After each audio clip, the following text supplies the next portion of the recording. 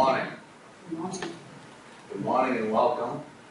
My name is John Nail, and on behalf of our local community television station, I'd like to welcome all of you to an interview, a discussion, if you will, with the three candidates for mayor of Waterville. Seated from left to right, Steve O'Coin, Nick Isdrole, and Karen Rancourt Thomas. Welcome the three candidates, and thank you all for throwing your hat in the ring. Let's begin with opening statements, telling us a little bit about yourself and why you're running, and let's start with you, Steve. First, I thank you for sponsoring this. The more exposure that we have to these basic principles of democracy, the better off we are. And so I really appreciate the opportunity to do this. My history has brought me forward to this point. I've always been involved in issues of economic fairness and opportunity. And that's why I remain a Democrat, because I think that those are the principles that have carried things forward through this party and the people as a whole. I remain wed to the idea that we can create in the city, with proper leadership, an environment for growth and for tax fairness. To that end, I think that the mayor becomes the primary advocate for the city. As you know, I'm sure everyone knows, the mayor has no vote, has veto. But the mayor really is the advocate, sets the stage, speaks at the center of the stage, and carries that message forward, whether it's in Augusta, whether it's here, and then people have, as elected officials, the ability to listen to the case that we make as the city for our growth and for tax and economic fairness. Having said that, I think that. Thank you. Thank you, Steve. Nick? As most people know, Waterville is at a crossroads. We can go back to the way it used to be, where we're thinking about next week or next year, or we can really just keep stepping forward with a long-term vision for the next 10 years. We need to work to bring in a new manufacturing base that is coming to Maine. We need to work to revitalize our neighborhoods. And we need to keep in mind the goal of a city that's economically independent. We have a broadened tax base, lower rates of crime in the streets, so our children are safe, and lower mill rates, so that more people want to live here and become more economically viable and come and enjoy this great city. That's why I'm here. Thank you, Nick. Karen? Hi, I'm Karen Thomas. I'm in Ward Council for Ward 7. I do agree with the deputy who brought in our tax base in Waterville. Waterville at one time was filled with families, and people left the city to go and work elsewhere, whether it be at the Scott Paper Company, at Sappy. We also enjoyed the capitalism here, but people lived in the city. They didn't leave. Right now, the city people come to work, but they want to leave. And that's what we've lost. We've lost that sense of community. And I worked very hard to build that in the South End. I was one of the founding members of the Senate. And so I put together the festival at the ball. We brought a bunch of different cultures together for the first time in a while. So my vision is to bring in businesses, but we want people to stay in Waterville. We want our schools to be better. We want all types of people here, but we have to bring them in, and we want them to stay. And too many people now are leaving. And they're leaving because it's Waterville is being portrayed as just a service city with nothing more to offer than that. And I'd like to see that change. And that's how we're going to do it. Thank you. Thank you, Karen. We agreed beforehand that we would be asking the questions on a rotating basis. We started first with Steve on the opening statement, so we'll start with the question. The first question to Nick. Nick, you mentioned in your opening that you thought we needed to add jobs and expand the tax base here in the city. So the first question is, do you have any specific plans to add jobs and expand the city's tax base? Certainly. We have a lot of things happening in Maine right now. If we look back in the past month, we see Lincoln logs coming to Maine, yodel stones, There's a lot happening, but we need to recognize that manufacturing today doesn't look Can't like, hear you at all. manufacturing today does not look like manufacturing did 50 or 60 years ago. As a community, we need to create a constant look back at ourselves and say, are we doing everything we can when we compare ourselves to surrounding municipalities? Because jobs are coming, they're not coming to Waterville. If we just look at the recent development here in Waterville, though, where the city took the initiative, went out and applied for and got the community development block grant, we now have Noel Harris Bakery is going to be not only a revitalized, dilapidated building, but new manufacturing jobs for people who pay decent wages. Those are the kinds of things we need to be doing every day if we're going to see the kind of growth in the residential side. Because people aren't going to come here and revitalize the neighborhoods and be fixing up the houses that are dilapidating if they're not making good wages. We have an economic free trade zone out by the airport. We have an airport that, over the last 3 years, is moving gradually more and more towards an economically independent model. That's going to be key also into attracting new businesses here. Karen, your thoughts, any specific plans on adding jobs and expanding the city's tax base? The airport, which I did go for the expansion of it, is one of the keys we have. We can make money with the airport. We also have the Tractor Road, the exchange that hopefully will be coming in, where we have businesses can go there. Because in the city itself, there's not a lot of room, 15 miles. So where can we put businesses that can manufacture? That would be an excellent place to put it. We have to, again, work with these businesses to make the city attractive. Because you do not want to come to a city where you're going to fail. So I think by offering tax breaks and by expanding it to the Tractor Road, and I know some people are against that because of the livelihood that the company being the run. That's the first step. We need to talk. We need to just open our doors and say, come in. Thank you. Steve, specific plans? I would agree with Karen as well, that Trafton Road is a really key piece of what we're trying to do. And I spent a lot of time as a city councilor and privately protecting neighborhoods, so I feel quite strange in this, but those are part of a promise and a deal that could have been broken. And so the Trafton Road becomes a very important piece of this. The airport, certainly once the runways are done, then we're set in terms of technology. I believe the second or third longest runway in Maine.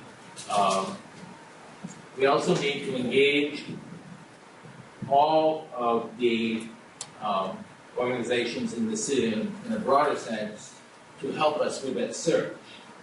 I mean, we have a nationally acclaimed college at Colby with the board of directors that has incredible reach. And I would ask them to help us with that task, because they are there, and I know in the past from the activities that I've done that I've been able to reach out to some board members and get them to participate as well in some revitalization issues here. So it's there, the potential is there, the people are here to do this, but they're waiting, I think, in many cases to be asked. Karen, as you just mentioned, Waterville does have a small geographic land area, yet we have many non-profits. We have colleges, we have churches, we have hospitals. Would you be willing to approach the non-profits asking that they pay a fair share for the municipal services that the city provides? And further, would you be willing to go to the legislature asking for a change in the law that would require the non-profits to pay a fair share for the municipal services we provide? I have one on the record saying that I think nonprofits should pay a service fee. They're using our police department, they're using our fire department, and they're also using the public works, whether it's the town roads or whatnot. They can't get to work if we don't public roads. Times have changed. They do a wonderful job with the services they give the community. But that was a different time. And we're not getting the revenue sharing from Augusta. So as a community, we all need to pull together And we're not asking them to pay the taxes, but a service fee, which lessens the burden on everyone here. If we don't work together, the city's not going to make it. It's pulling together. So I don't think, I would go with Augusta and ask him to change the law, absolutely. Steve? You approach. I'm in complete agreement, but I think it's not necessarily an issue of service fees. If and when we get a restoration of municipal revenue sharing, especially in the revenue sharing 2 category, it could be that those organizations that don't pay taxes or resisted the service fees would be willing to go to Augusta with their considerable political strength and get the formula changed so that we're reimbursed properly, because after all, that is a state mandate. Tax exemption is a state mandate, it's perhaps the oldest one. And while there were certain items I think that I would exclude, like churches, because it's just too touchy a subject, I think that if you're a successful business and you're tax exempt, then certainly you've got to have to find a way to help build this local infrastructure and to increase revenue to the city through some means. Nick? I think we need to be very careful with this topic. Right now, we are in a period of economic recovery. We've had a great deal of loss of revenue sharing, and the city is hurting financially. And so it's easy to point fingers at those who are tax exempt as the problem. We have to remember, though, that the city, before the late 1970s, did not receive revenue sharing. That is a relatively new program. And yet, the city was economically vibrant because we had good paying jobs and we had a full and healthy residential base. I think we need to partner with folks at Colby and Thomas hospitals. I mean, if we look right now, the new Colby president is already talking about spending lots of money in economic development here in the downtown area. We have the president of Thomas College going out to area businesses and seeing what kind of jobs do you need, and developing educational programs around that, which is going to, in the long run, keep students here. We don't want to add to the tuition by just saying we're going to charge them enormous fees. The last 3 years, there's been tremendous strides by Mayor Heck in bringing people to the table.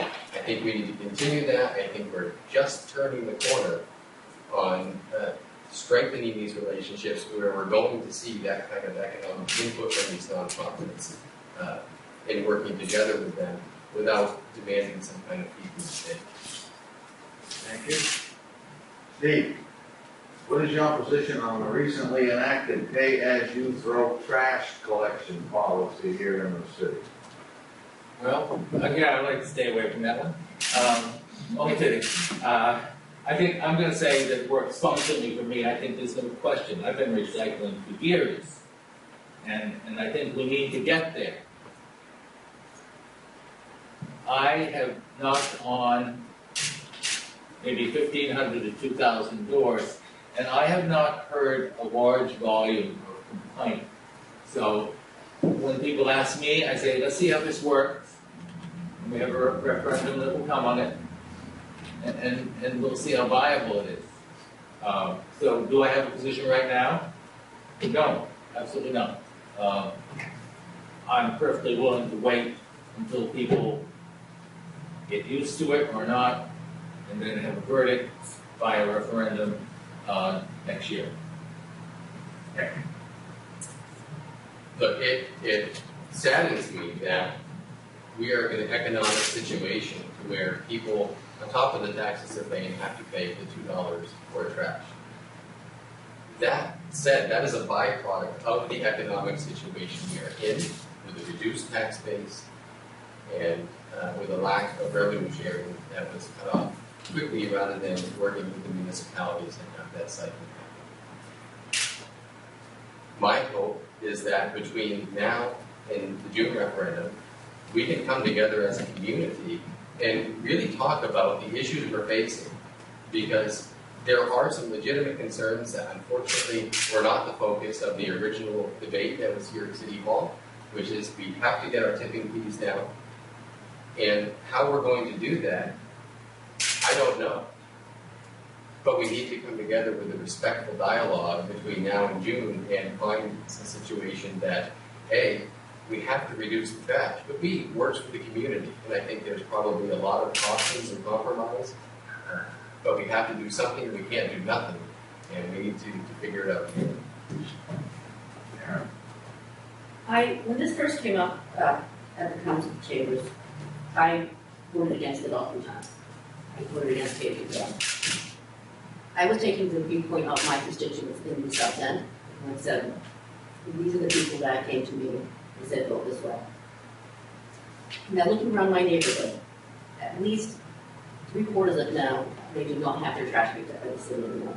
They hire a private contractor. It's less money, and they still have that freedom to do what they want. I recycle, I have no problem with recycling. I think it's a good thing. But to tell the taxpayers, we're going to, again, charge you for throwing these trash bags, it's another service fee added to the taxes are already paying. That is what I'm against. Do I think we need recycling? Absolutely. It's something I think we should have been all along.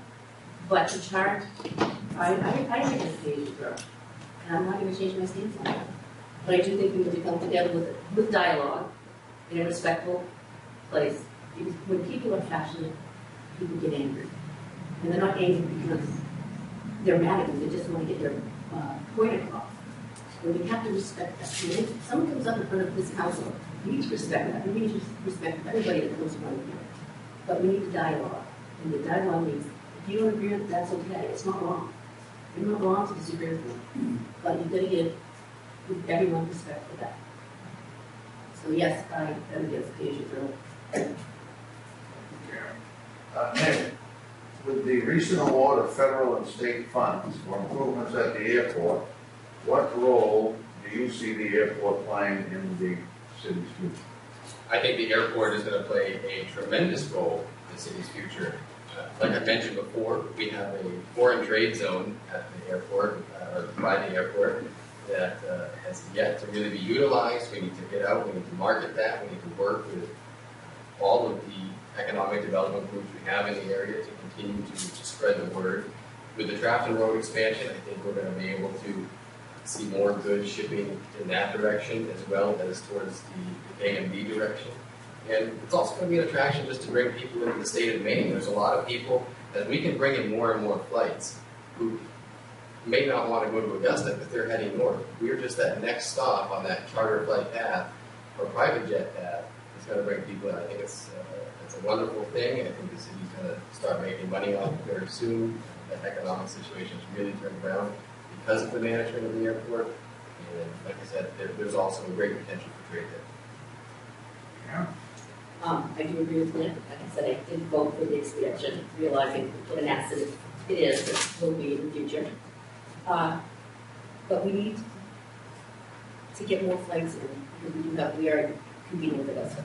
But that is one way to expand it. We have some things, I guess. Steve? What role I- does the airport play in the city's future? Well, I think it's one of those central pieces. If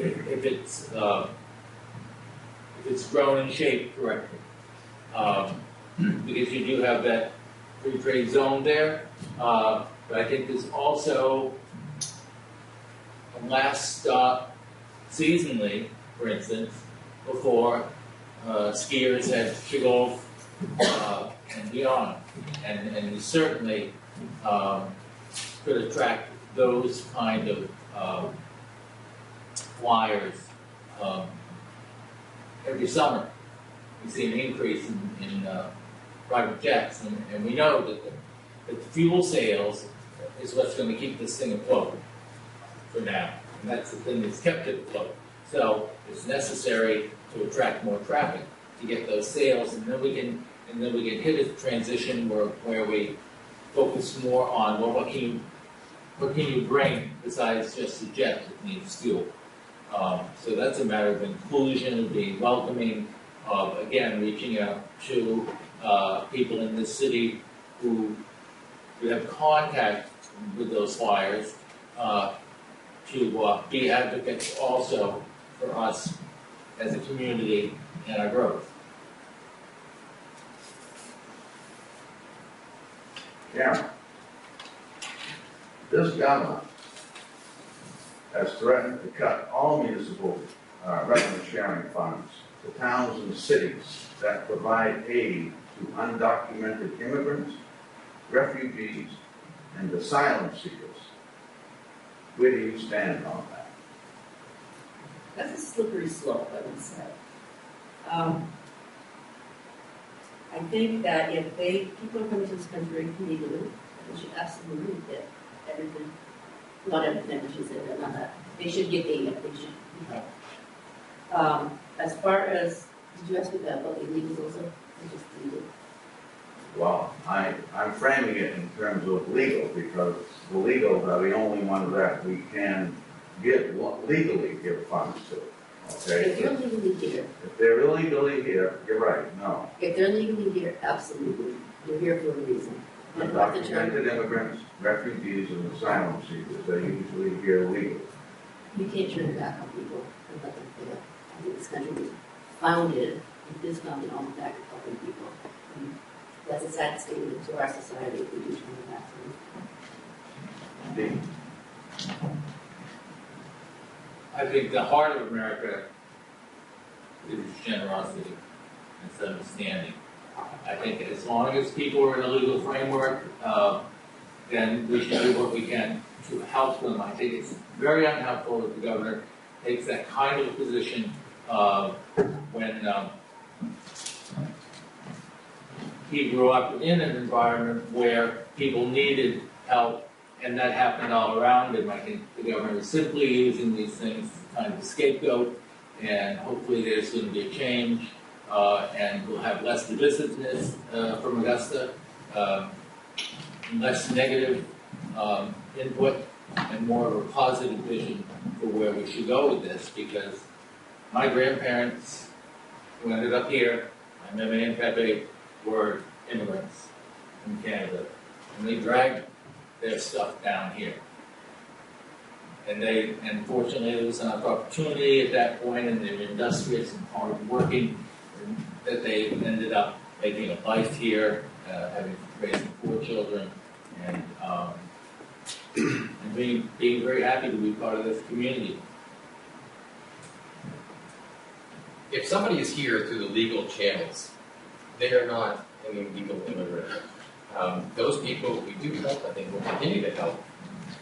But we are all here talking about the fact that we are being squeezed economically. The reality is, no, I do not agree with giving funds to illegal aliens. That's the difference between legal and illegal.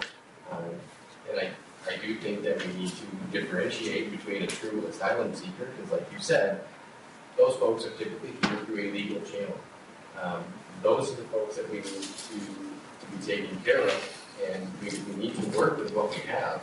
I don't think we should encourage robbery.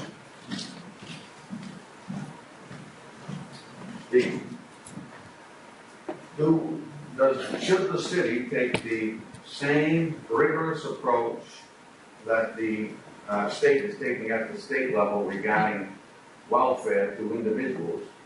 Should we take the same approach when it comes to corporate welfare that may be trying to be obtained through TIPs, tax increment financing at the local level, which is another form, say, of corporate welfare? I understand on that. Well, I think that sometimes tips it's advantageous to use it.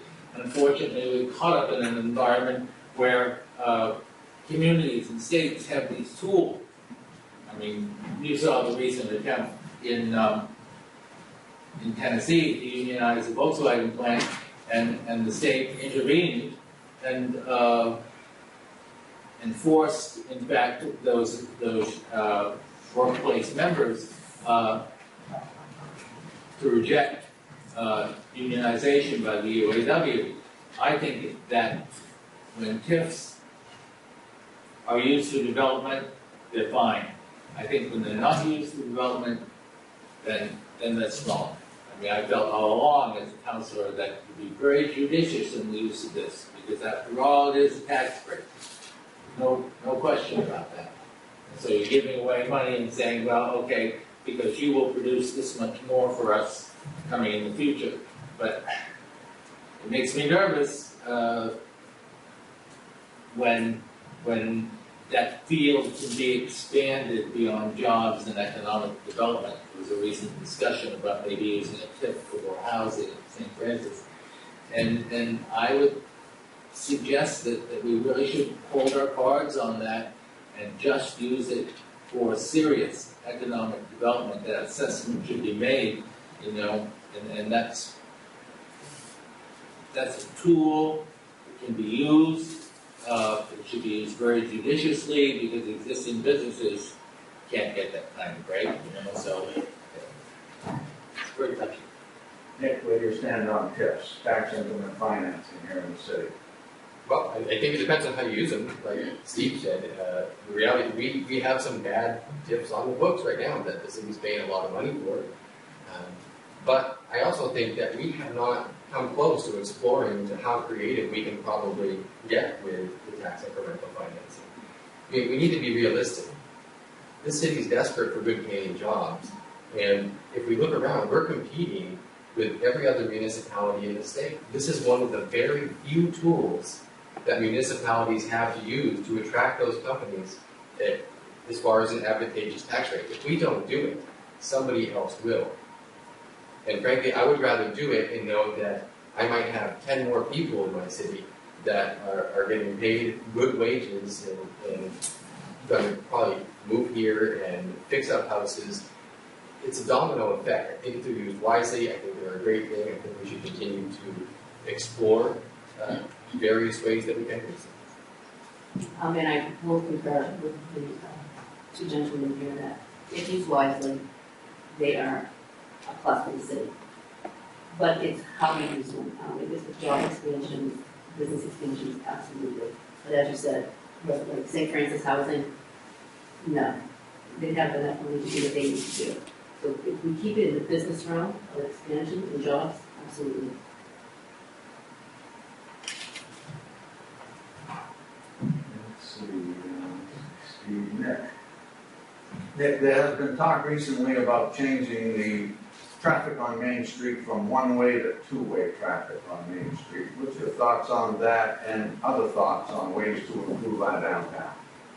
Certainly. One, the last city council meeting I was at, that did come up, and Mike Roy made it very clear that was actually not part of what the city was looking at this time, even though I think one councilor had thrown it out there. To my knowledge, that's not in process going to happen. I can't see why that would be a good thing. I don't think it's going to improve flow. The reality is it was a two-way street. It was changed to one-way for a reason. If we're going to improve the downtown, we need to bring in good paying jobs. We have done a tremendous job at starting to bring in these Main Street businesses, but we can only cut up that retail pie so much before we're just starting to hurt our own businesses here. What we need to do is focus on those manufacturing jobs, those tech jobs that are coming to Maine. If we do that, we're going to have a tax base, people and residents that have the money in their pockets to come and support the downtown, and that's how we're going to get that downtown with long-term bike on. Yeah. They've been talking about making Main Street two ways for quite a while. I think the thought on that was because of the halfway. I don't see it happening in the near future. I'm not really sure if that would even work. However, as far as Main Street's done a wonderful job. There's lots of great restaurants on Main Street right now. I really envision it being more of a cultural street in the end, with the restaurants, with the opera house. It's really becoming more of that, I think, more than retail. It's more of a social place. And as we said, the more jobs you bring in, the more people go to Main Street to spend money. But I think in the future, I don't think you'll see as many clothing stores or things like that. I think it's going to be the arts that are going to really revive Main Street. And the restaurant, all the different cuisines. That's what I'm looking forward to, right? I think it's gonna happen, because people can walk. They can walk up and down Main Street, what a beautiful place to be. Steve, When I was foot traffic and other thoughts on improving the downtown area. when I was counselor, this idea of making the Main Street two-way came up, faded, now it's back again. I guess we'll see where that all goes. I don't see how that will work. I think if you really rebuild Main Street in these small increments, and it's partly a cultural thing, but it's also some more viable retail outlets that whose merchandise is targeted more towards middle-income folks. Specifically, I know that I've talked to people, they love to have a Rennie's here. It's an anchor store right on Main Street. And I would agree that would be a nice choice if we can make that work. But I think that Main Street has too many vacant storefronts now, and that some more focus has to go there. Has to again spin off total community participation in finding these solutions. There are people out here who know this person, that person, to put together the kind of functional coalitions that will bring businesses, and that's the whole spread of it, to downtown. Two-way traffic seems to be that might discourage that kind of growth in some way. Karen, across the state, it's well known that we are the oldest state in the union these days, us and Florida. There is work underway at the state level regarding making communities in Maine aging-friendly communities so that we can be attractive to our senior population.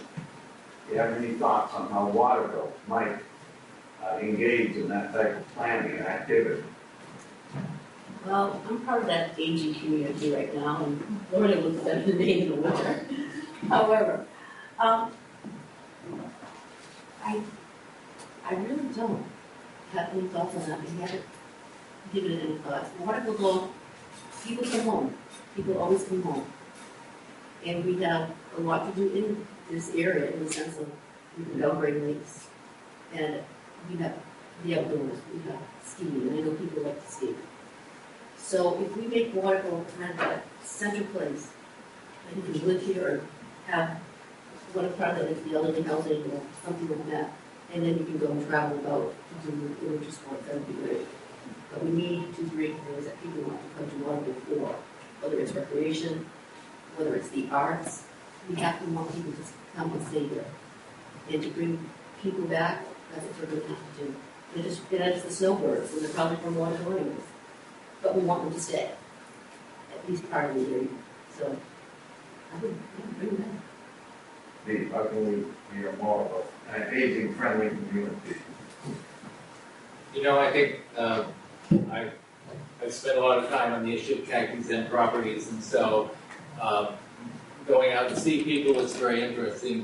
That I spend a lot of time over in Seton Village, and they pay a partial payment on the service fee, and I am so impressed with that place being a place where old people can safely and happily stay. That I just didn't turn my head around on that other issue, but you know, I think that if the environment, and I guess that's really kind of what Karen was saying, that if the environment is here, that is safe and accepting and comfortable, then that is what will work for most elderly people. That's certainly what I saw and heard going door to door there in the last few weeks. Okay. Waterville has already some tremendous assets, including the new St. Francis apartments, like Steve mentioned, there's Seton Village, where my grandmother spent her final years after spending most of her life down on Ann Street. That said, we need to get beyond just these housing units. There are a lot of elderly folks and retired folks who want to stay in their homes. And I went to the home of one woman who told me, Nick, this is my family home. I came back to Maine after having been away, and this is the house I grew up in. And I'm starting to worry that I can't afford it. So when I talk about trying to expand the tax base, have good paying jobs, and have a boosted residential base so we can lower those tax rates, part of that is because we need those retired folks, and we want them to enjoy their retirement here. I think what we need to do is make it more affordable. Karen, in the past there have been a number of attempts at regionalizing the services, the municipal services provided by Waterville, Oakland, Fairfield, and Winslow, I think, for the 4 towns that made the attempt. Where do you stand on regionalization for the purpose of reducing expenses at the administrative level, the fire department level, the police department level, the school department level? Where do you stand on regionalization in these tough times? When we were building the new Waterville Police Department, that was one thing that we did reach across the bridge to make a one police department. It was a lot that we could do with it.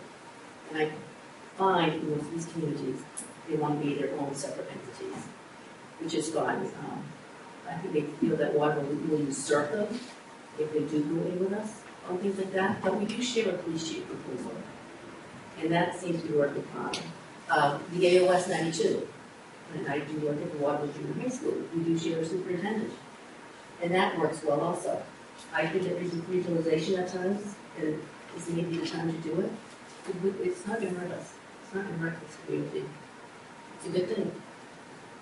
Steve, regionalization, where do you stand on that? I've been a fan of regionalization for a long time because I see the duplication in administrative units in all these towns.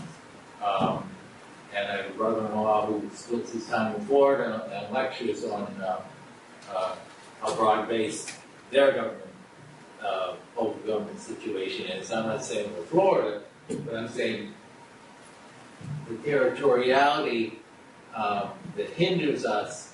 We have to find a way to use that to bring this situation around and do what people fear are larger governmental units, but even at an expanded number of towns, they're still far from untouchable by the general public. Don't lose democracy by doing that, and you'll gain quite a bit, I think, in terms of saving administrative costs.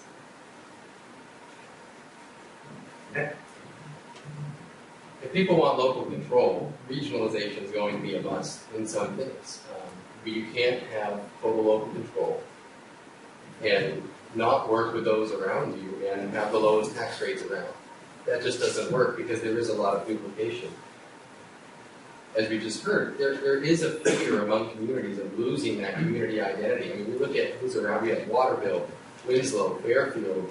These are all towns, and rightfully so, that have a strong community identity.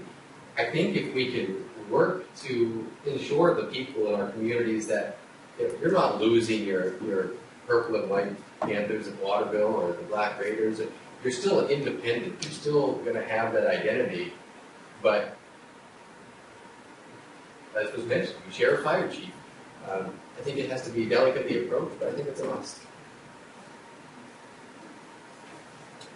Let's see, the recently inaugurated president of Colby College has said that he wants to work closely with the city to find ways to improve our downtown area, to improve our economy. In what ways would you be asking Colby to participate with the city and asking this new president to help as well? And that would be Steve. Yes. Well, Specifically, if you could. if I could. Right, because I have absolutely no idea what he has in mind, and obviously he carries forth an agenda. that's already in process.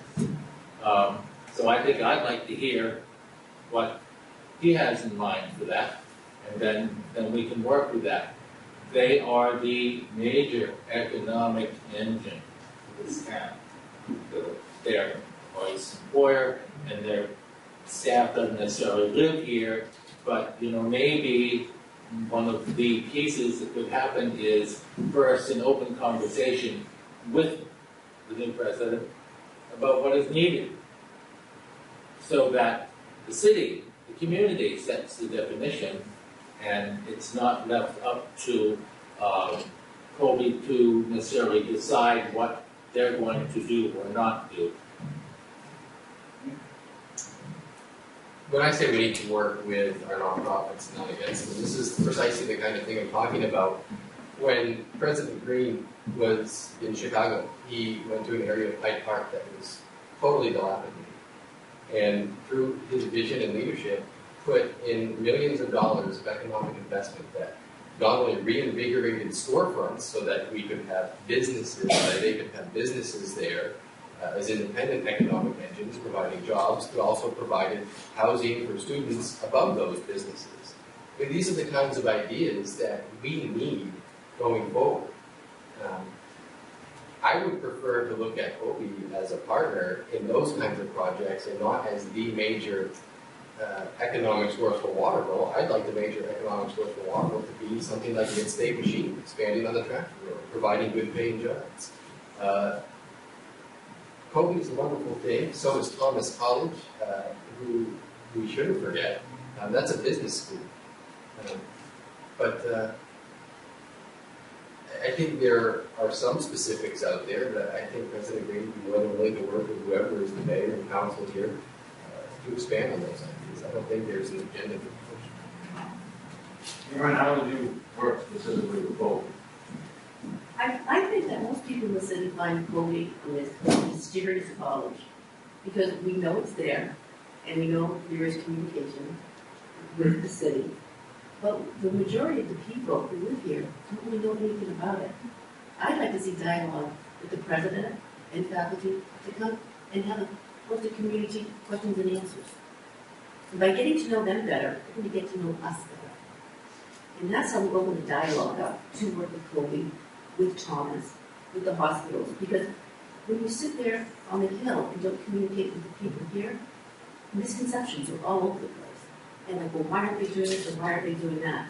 Well, they're probably doing a lot, but it's not out there for us to know. So that's how I would start it, with a community forum. Let's get to know you and let's get to know us. Because they do volunteer at the schools. They do a wonderful job with their students. They do put on particular things, but we as a community really don't know Colby. We've only known them through the newspaper. That's where I would start with Colby College, is getting to know them and having them really get to know us. Thank you. Those are all my prepared questions, and we do have additional time to take some questions from those of you who took the time to come here and attend, so we could open it up to questions if there are any questions. Yes, sir, in the back. Shall I take Mike or? Sure, come right up. All right.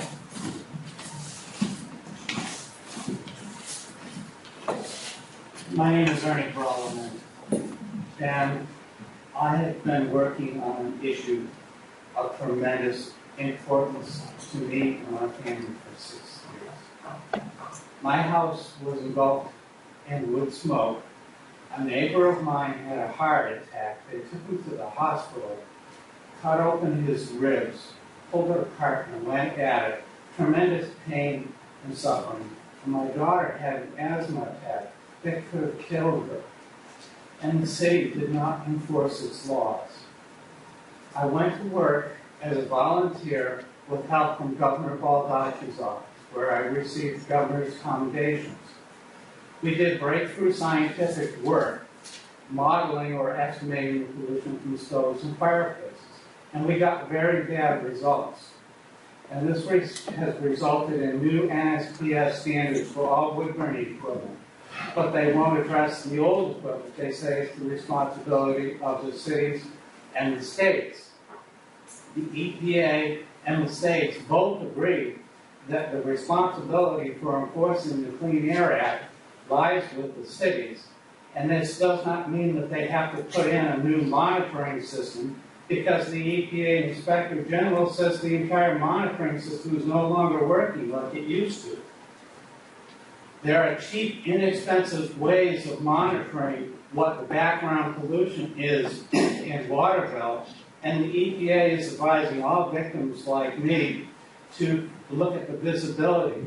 There are visibility maps that are available, and you can convert that PM 2.5 concentration, and you get 42 micrograms per cubic meter, and the standard is 35. And then you have to add on the smoke from the other sources, and when you compare the modeling to pellet stoves, you find out that even pellet stoves are polluting. They're unsafe and healthy. The question. So I want to know if either one of you will listen to me instead of brushing me off, and how you will enforce the law and how you will stop and prevent this kind of pollution. Thank you. You're very good. Thank you. So he's asking, are you willing to enforce the laws, local and federal laws that we're talking about regarding pollution? Go ahead, Steve. Start with you. If I had hard scientific evidence that this were a serious issue, if I had hard evidence that this was our enforcement task, because I'm new to this entire subject matter, only having heard very little about it, then I would say, of course, we should enforce the rules. But I don't know. It certainly sounds to me like it's an EPA issue and something beyond our local purview. But again, education is important. Nick, how can the city help us now? But if I'm mayor, I'd be happy to sit down with you and listen to all of the factual evidence you have, and we could certainly take a look at it. For me to comment farther on something that I have no idea about most of what you just said would be very irresponsible of me, but I would be more than happy to sit privately and He has come before the council with his concerns before. Excuse me. I think that I would need to review the ordinance to see what it is, because I haven't. But as I said, it's with respect of sitting down with you and hearing you out one-on-one. Thank you. Other questions? I'm curious, Identify something. yes, my name is Brian Carlin, Board 6, Board 6 City Council. I'm curious, if we got rid of the $2 trash bag fees that artists pay people that cases grow, would we be able to maintain recycling and continue that process that we're supporting?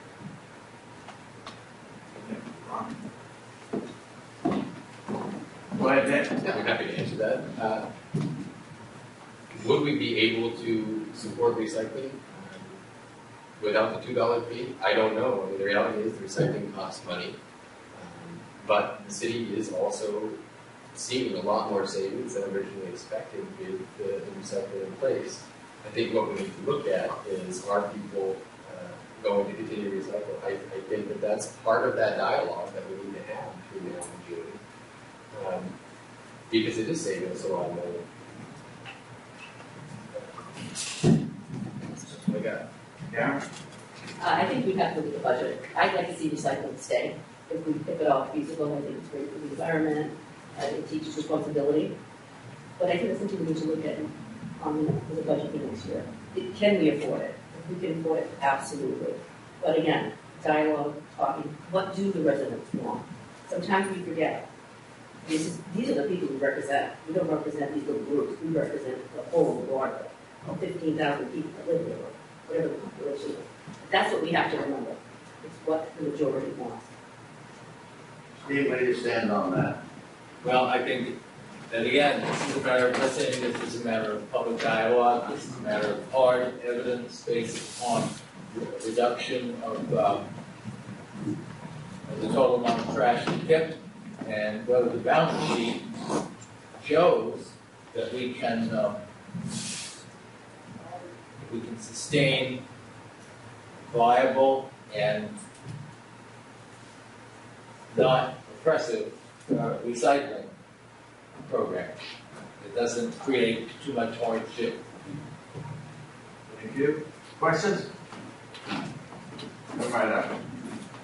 Hi, I'm Heather Mayoral, and I live in Ward 6 in Waterville.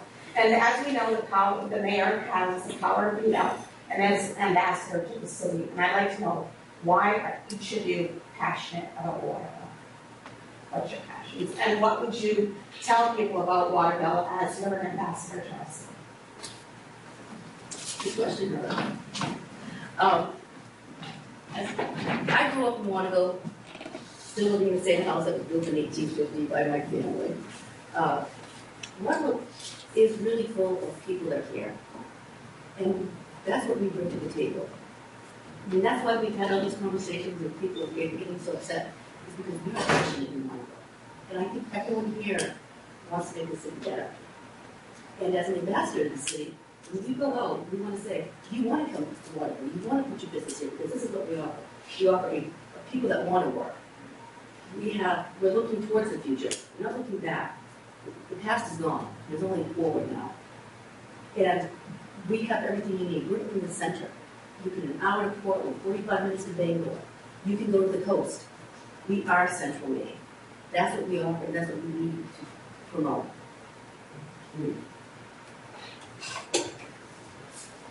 I have no cells. I moved here in '88 because I bought it. My father's family was from here. And I spent a lot of time here as a young man. And so I know what the content of the city is. I think that we need to be able to sell us as hardworking, as user-friendly in terms of development. When it comes to good paying jobs, I think you need to convince those who would either bring their business here or the residents here that this is a desirable place in terms of trained workforce and in terms of area that's available for further residential development of a mid to upper income scale. We have a river here that shouldn't be neglected. One of the things that I hope for somewhere in the future is, if it all works out, is that there's salmon coming up there in 10 years. So it's a tremendous asset, and it always has been, and I think that maybe now is the time that we create some focus on it as an asset for this community. Yeah. I was born and raised here, and I moved away. I lived in the area of Maine for a few years, early adulthood. And when I came back, one of the first things I noticed was walking through a parking lot, and almost every person who I didn't know smiled and said hi. That's why I love it. There's something that you can't put your finger on. And as far as selling Waterville, we have an incredible base of passionate people, and I think if you come to the city council meetings, that is on display. But that's a wonderful thing. That's people who want their city to be better, whether we agree or disagree. Everybody here has the goal of just making this vibrant city. We have the airport. My parents said we're centrally located. There's so much about Waterville to love. I mean, personally, I'd rather see hydropower coming out of the river than salmon, but there's a lot of resources here, and we can debate on how to use them, but the fact that we're all here today having this great dialogue, this is why I like it. We'll take one more question, then we'll give you folks a chance to make a closing statement. All right, one more question. Elizabeth Barnes of Ward 4. My question is, I've heard a lot talk about bringing new businesses to Waterville because that's what's going to create jobs. And then you get into TIF, and well, if it creates more jobs, then the TIF would be viable.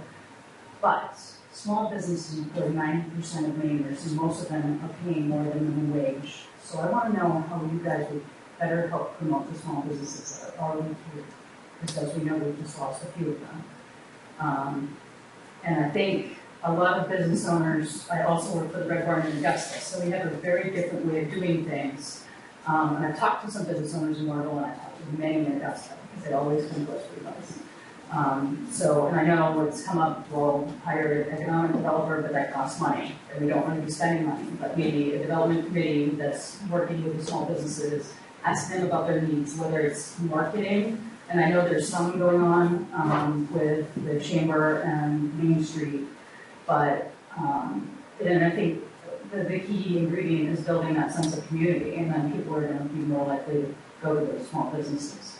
But a lot of them don't have time to go outside of their business, and that's a key ingredient in promoting their own business. And if they don't have the time to do that, what can one do better support them?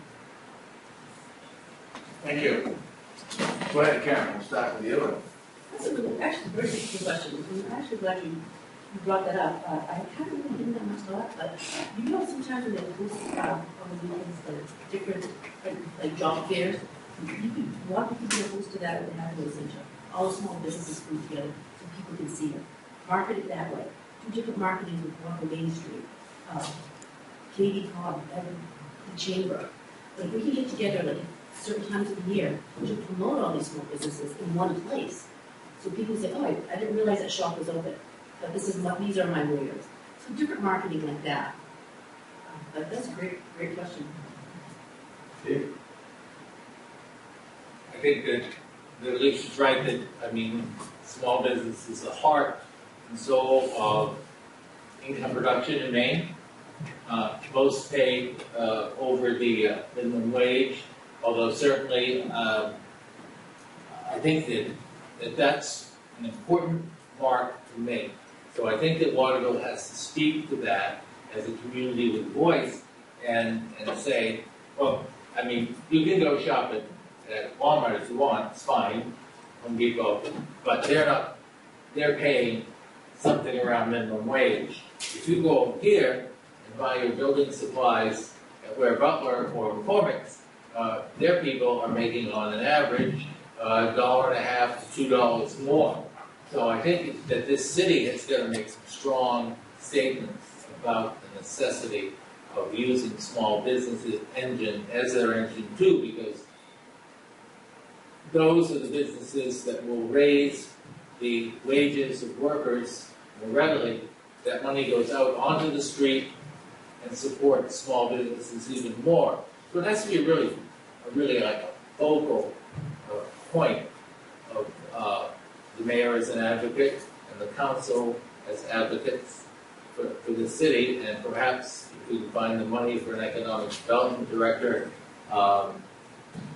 that also would be key to that person's approach to doing their job. Yeah. Thank you, Alicia. The question, as we move forward and look at, you're right, small business does support Maine, and whether it's a restaurant or a retail store or even really the new manufacturing economy is mostly driven by small business entrepreneurs. And what we need to do is to embrace that. First thing we can do is certainly as we market our city, I mean, one of the things I'm always talking about is the attractions we have here now to get people to move here. And part of the attraction for companies to come here is they're going to be looking at where do their employees want to live as they're looking for a location is marketing of all these great small businesses we have. The best thing we can do is get people good paying jobs and create a tax environment where people have more money in their pocket to come and spend it themselves. Okay, we'll bring it to a close with closing statements, and I think, Nick, you're up. First, I'd like to thank CATV, and thank you, Mr. Nail, candidates, and everybody here who might be watching at home. This year, we have seen what seems like divisions here in Waterville. But what we need to recognize is those divisions are a byproduct of a community that is adjusting, not only in a period of economic recovery, but to a new economy in the 21st century that's going to look very different than it did in the past. if we're going to keep on moving forward, we have to recognize where our opportunities are to bring in and embrace that new economy.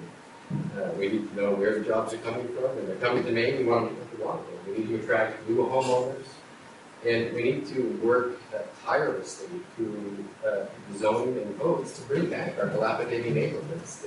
There's people who have stuck it out, and we need to embrace those and save our historic neighborhoods. I've worked in the private sector my whole life. I actually started pumping gas when I was 16.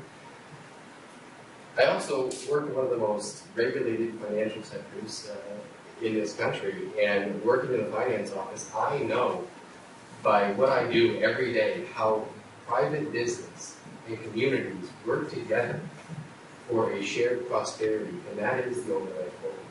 I'd like to bring that expertise to you, and that's what I'm asking for your help. Karen? I've been on the council for 7 years, and I've seen lots of changes. And the city itself is moving. But the way we move, like Nick has the business, and he has a business background, which I don't have. But I also know that to move the city forward, we have to have our communication. And at times it seems that we've lost it. It's been the haves and have-nots, how some people feel. And living where I do live, which is in the south, and I see a different part of life that some people don't see. So I see one section that feels that we have no voice here. It's everyone here, the Democrats and Republicans, they're not listening to us. So we don't care. When we hear government, we turn off from that. I want to bring back that communication, along with the jobs, along with the neighborhoods. But unless we have that open communication and open respect, it's not going to happen. It's not businesses against the taxpayers. We have to bring it all to the table. And that's what I plan on doing for the city. Thank you. Karen, Steve? Thanks, CATV, for this opportunity. I guess I just really want to really be clear that I think the central focus of what we do has everything to do with opening channels of communication and not just existing channels, which create more channels, create open forums in the community by the mayor and council members to bring this venue out into the community. Oftentimes, City Hall is a distant and somewhat intimidating place. There's no reason that we can't reach out more strongly to various sectors of the community, because that's how we're going to grow. This is how it's going to work. Is if more people are included in the discussion and in the creation of decisions.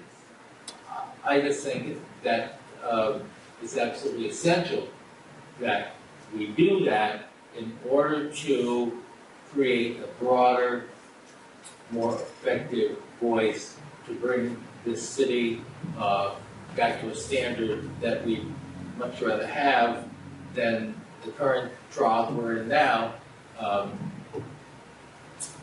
And I guess I think that's the way out. Thank you, Steve.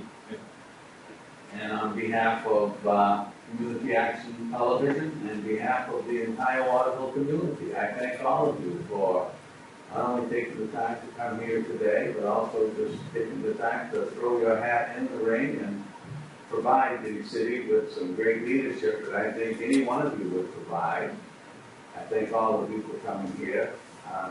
And I thank all of you for coming here today, taking the time to come here today. And to our viewing audience, I thank all of you for taking the time to watch. And I encourage all of us to participate in our democracy, to exercise our right to vote, and to remember that because November 4th is the day that we're going to be called upon to do that. So I would encourage all of us to do that. Thank you all very much.